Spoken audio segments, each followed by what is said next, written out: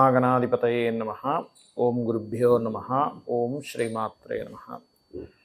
మనం ఈరోజు చెప్పుకోబోయే టాపిక్ ఏదైతే ఉందో అది శ్రావణ మాసంలో శ్రావణ శుక్రవారాలు చేస్తుంటారు.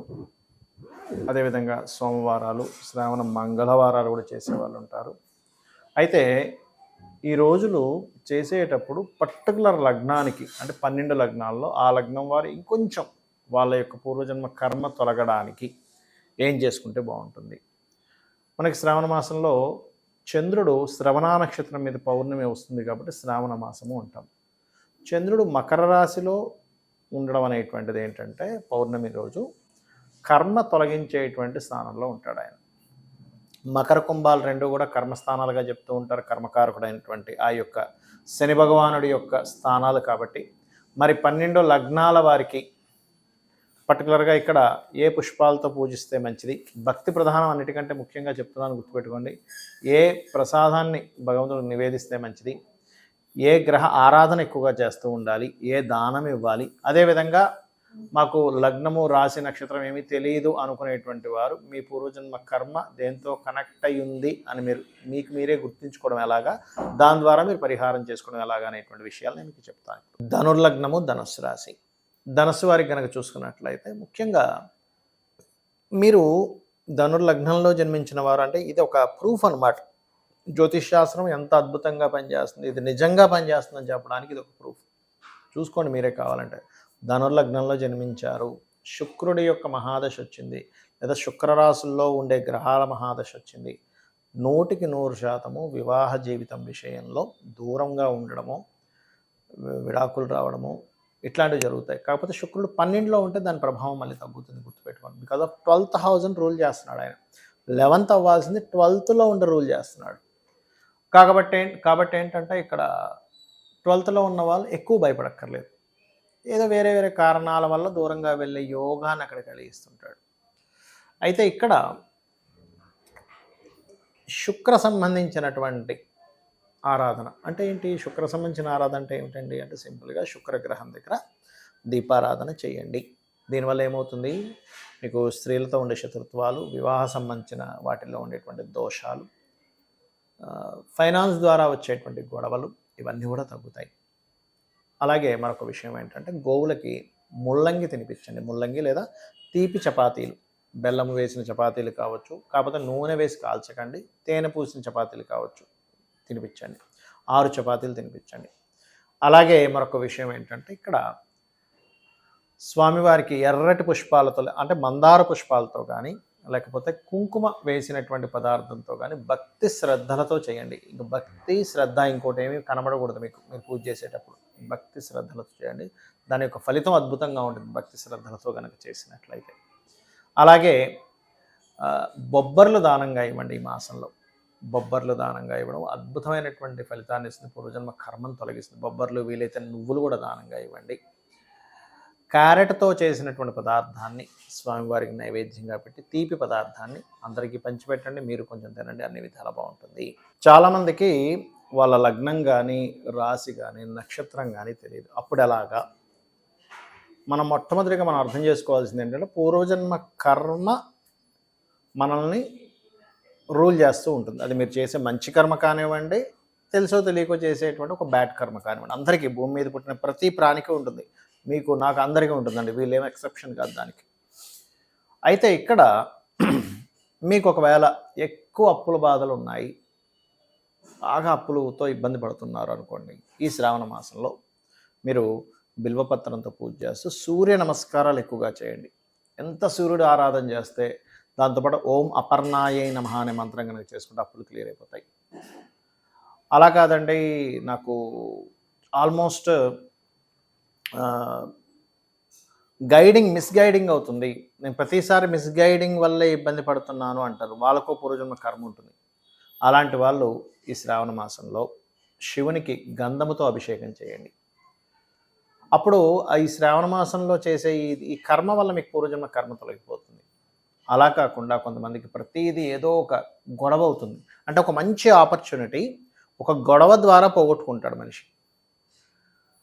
అలాంటి వారు శివునికి కుంకుమ నీటితో అభిషేకం చేయడము, మరియు కుజగ్రహం దగ్గర దీపారాధన చేయడము చేస్తూ ఉండండి. వృషభం మన ఇందాక నేను చెప్పినట్టుగా మిస్గైడింగ్ అవుతున్నటువంటి వారికి వాళ్ళు గురుగ్రహం దగ్గర చేయాలి. అప్పుల పాలు ఎక్కువగా ఉన్నటువంటి వారు బుధగ్రహం దగ్గర చేయాలి. ఇక అదేవిధంగా మరి కొంతమందికి ఏమవుతుంటుందంటే ఏదో ఒక ఆస్తి వాటి మూలంగా మీరు నిందలు పడుతూ ఉంటారు. ప్రాపర్టీ కోసం ఇలా చేస్తున్నాడు ఇతను, అది ఇది అని. మరి అటువంటి వాళ్ళు ఏం చేయాలి అంటే వారు చెరుకు రసంతో శివునికి అభిషేకం చేయడం, నవగ్రహాల్లో శుక్రగ్రహం దగ్గర దీపారాధన చేయడం చేయండి. అదేవిధంగా మరి కొంతమందికి జీవిత భాగస్వామి లేదా వాళ్ళ విదేశాలకు వెళ్ళేటువంటి అంశం కానివ్వండి, ఏదైనా ఒక బిజినెస్లో వాళ్ళు బిజినెస్ చేయడం ద్వారా ఇబ్బంది పడడం లాంటివి వస్తూ ఉంటాయి వాళ్ళ లైఫ్లో. అంటే లైఫ్లో మెయిన్ పార్ట్ అది ఇబ్బంది పెడుతూ ఉంటుంది. ఈ యొక్క శ్రావణ మాసంలో కర్మని తొలగించుకునేటువంటి మాసంగా చెప్తుంటారు. అటువంటి వారు నవగ్రహాల్లో శని బుధ గ్రహాల దగ్గర దీపారాధన చేస్తూ స్వామివారికి అంటే పరమేశ్వరుడికి శివలింగం దగ్గర గంధపు నీటితోని లేదా నూనెని దానంగా ఇచ్చి అక్కడ ఎక్కువ దీపారాధన చేయడం చేయండి శివాలయంలో. మరికొంతమందికి ఎలా ఉంటుందంటే వాళ్ళ చాట్లో అంటే వాళ్ళ తెలియదు, మీ డేట్ ఆఫ్ బర్త్ తెలియనప్పుడు వాళ్ళకి చెప్తున్నాను కాబట్టి, ఏదో అంటే ఒక ఫుడ్ రిలేటెడ్ ఇండస్ట్రీకి వెళ్ళడం వల్ల లేకపోతే ఒక ట్రాన్స్పోర్టింగ్ చేయడం వల్ల లేనట్లయితే ఒక్కోసారి మానసికమైన స్ట్రెస్లు ఎక్కువగా ఉంటూ ఉంటారు. అలాంటి వారు పాలతో లేదా పెరుగుతో పంచామృతాలతో అభిషేకం చేయండి. దాంతోపాటు మీరు వస్త్రం ఏదైనా స్వామివారికి సమర్పించండి, శివునికి లేదా అమ్మవారికి. తెల్లటి మంచి చక్కటి చీర లాంటిది. మరికొంతమందికి మీరు అంటే ఒక మాట మంచి కోసం చెబుతున్నా బ్యాడ్ నేమ్ వస్తూ ఉంటుంది, నిందలు అనుభవిస్తుంటారు. అయ్యో నేను మంచిగా చెప్తే ఇలా అయింది ఏంటండి, అధికారులతో ఒత్తిడి ఉంటుంది. అటువంటి వారు నవగ్రహాల్లో గురు రవి గ్రహాల దగ్గర దీపారాధన చేస్తూ మీరు శివునికి పర్టికులర్గా బిల్వపత్రంతో అభిషేకం కనుక చేసినట్లయితే లేదా బిల్వపత్రాన్ని నీటిలో వేసి అభిషేకం చేసినట్లయితే ఆ దోషం పోతుంది. ఇంకొంతమందికి ఎట్లా ఉంటుందంటే షేర్ మార్కెటింగ్ రిలేటెడ్లోనే వాళ్ళ లైఫ్ మొత్తం, అంటే ఇవన్నీ నేను చెప్తుంది ఏంటంటే మొత్తం లైఫ్ ఈ అంశం వల్ల మీకు తిరిగింది అంటే ఈ రెమెడీ చేసుకుంటే క్లియర్ అవుతుంది. షేర్ మార్కెట్ ద్వారా వీళ్ళ లైఫ్ తలకిందులు అయిపోతుంది. అలాంటి వారు కూడా బిల్వపత్రంతో దీపారాధన చేయడము, శని బుధ గ్రహాల దగ్గర దీపారాధన చేయడము, శనివారం బుధవారం చేయడం, నువ్వుల నూనెతో చేయొచ్చు. మరికొంతమందికి స్త్రీ మూలకంగా అవుతుంది. అంటే ఏమిటి, వివాహం చేసుకున్నారు, వచ్చినటువంటి భార్య కావచ్చు, భర్త కావచ్చు, లేదా ఆ అమ్మాయికి ఆడపడుచు వల్ల కావచ్చు, వివాహం తర్వాత నిందలు గొడవలు ఘర్షణలు జరుగుతూ ఉంటాయి. లేదా ఒక్కొక్కసారి ఏమవుతుందంటే స్త్రీ మూలంగా శత్రుత్వాలు ఏర్పడతాయి. అలాంటి వారు మీరు చేయవలసిన శుక్రగ్రహం దగ్గర దీపారాధన చేస్తూ స్వామివారికి ఎర్రటి పుష్పాలతోని తీపి పదార్థాలతో అభిషేకం చేయండి, ఖచ్చితంగా క్లియర్ అవుతుంది. ఇక మకరం వారు బిల్వపత్రాలతోని మరియు తీపి పదార్థంతో అంటే చక్కెర మిశ్రితో అభిషేకం చేయడము, మరియు అదేవిధంగా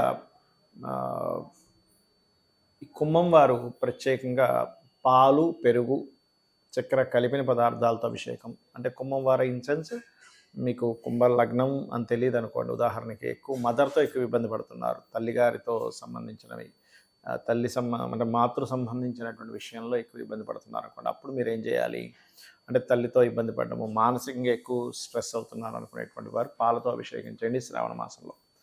అదేవిధంగా మరికొంతమందికి ఏమవుతుందంటే ల్యాండ్ కొనడం వల్ల వాళ్ళు ప్రతిసారి కిందకి డౌన్ అయిపోతుంటారు. అటువంటి వారు మంగళవారం నాడు కుజగ్రహం దగ్గర దీపారాధన చేస్తూ, అంటే ఒక్కోసారి రియల్ ఎస్టేట్లో ఉంటారు కొంతమంది, లేనట్లయితే వ్యవసాయంలో ఉంటారు. వ్యవసాయంలో ఉన్నటువంటి వారు మాత్రం మంగళవారం కనుక మీరు దీపారాధన కుజుడి దగ్గర దీపారాధన చేసి సుబ్రహ్మణ్యేశ్వర స్వామిని కానీ ఆంజనేయ స్వామిని కానీ చేసినట్లయితే, అన్నపూర్ణాష్టకం చదువుకున్నట్లయితే వ్యవసాయంలో 100% మీరు సక్సెస్ అవుతారు.